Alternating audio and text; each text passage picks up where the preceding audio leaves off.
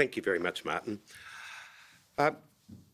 COVID has made life difficult for many people in our community, whether it be for food, income and the like. So today we're announcing a $30 million package support to ensure that no one will be left behind, to ensure that people have access to food, emergency hardship payments and like. Specifically, $4.5 million will be allocated for emergency food relief, whether it be for food banks, student supermarket, whether it be for food banks outreach service, for areas like Monash, Latrobe and other areas where there is a large cohort of international students who are very much struggling. We'll also provide grants to regional and metropolitan food hubs, which we set up. So these are very much to purchase extra food, staples at the moment, which they're struggling to get, and to actually do more transport if required to get food out to those other agencies who provide food relief on the ground. It is also the opportunity under that program to also look at partnering with local cafes and restaurants who might have raw materials or might be able to provide meals to ensure that there's some stimulus there, to ensure there is some support for those jobs, but also to ensure there's more food available for those in need. And there is also the capacity under this grants program to employ more staff.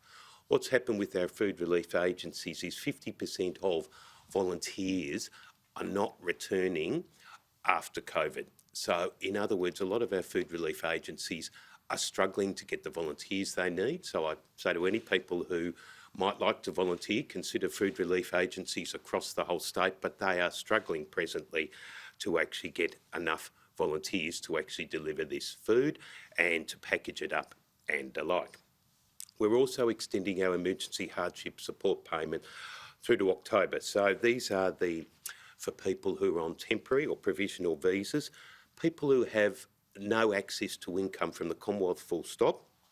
So in other words, no income at all, except for if there's work. But at the moment, obviously, in hospitality and like that is severely limited. So this is very much about supporting those people who don't have income at the moment, who are very much struggling.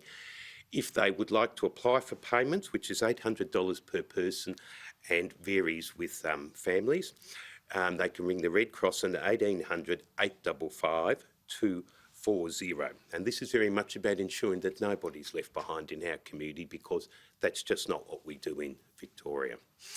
Separately, there is also specifically $12 million for our cold communities, and this is $5 million in grants for emergency food relief for community organisations to get out that food right away.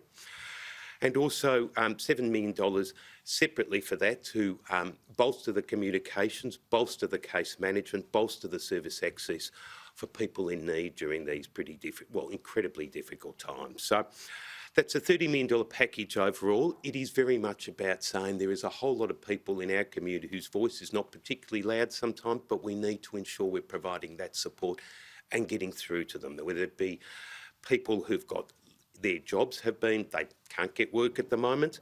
In other circumstances, they might not have a need for food relief, but during this particular time, there are new people arriving at our emergency food relief agencies who have never been there before. And that just highlights how difficult it is. So that's why we're doing this work, to ensure the whole community can be supported through this difficult period of time.